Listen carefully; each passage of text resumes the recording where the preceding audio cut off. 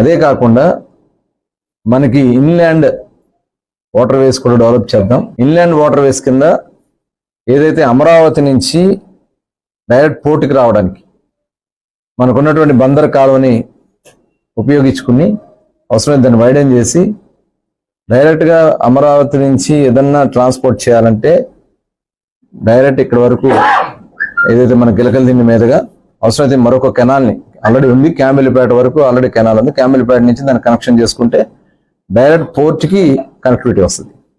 Explain చేయడం కూడా వారు అడిగారు, వారే స్వయంగా కృష్ణా నది ఎటు నుంచి వస్తే ఎట్లా వెళ్ళాలంటే వారికి ఇలా చెప్పిన వెంటనే ఇమీడియట్గా దాన్ని కూడా టేకప్ చేద్దాం అని చెప్పి వారు చెప్పడం కూడా జరిగింది.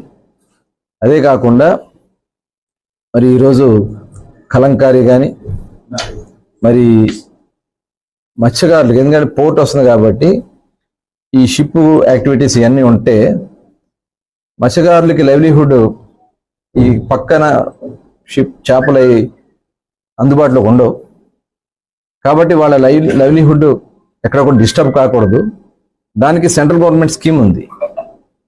ఆ సెంట్రల్ గవర్నమెంట్ స్కీమ్ మీద లైవ్లీహుడ్ ఏదైతే ఇలా ఏదైనా నిర్మాణం జరిగినప్పుడు లైవ్లీహుడ్ డిస్టర్బెన్స్ అయినప్పుడు ఒక కామన్ ఫెసిలిటీ సెంటర్ కింద వాళ్ళకి ఏర్పాటు చేస్తే వాళ్ళు ఎక్కడి నుంచైనా ఉత్పత్తులు తెచ్చుకుని ఇక్కడ కోల్డ్ స్టోరేజ్ పెట్టుకోవచ్చు, ప్రాసెసింగ్ ప్లాంట్ పెట్టుకోవచ్చు, దానికి కావాల్సినటువంటి అన్ని వనరులు అక్కడ ఒకే దీంట్లో చేసుకునే దానికోసం ఆ సెంటర్ని మనం ఏర్పాటు చేయడానికి కేంద్ర ప్రభుత్వం దాదాపు 150 నుంచి 200 కోట్ల రూపాయల స్కీమ్ ఉంది.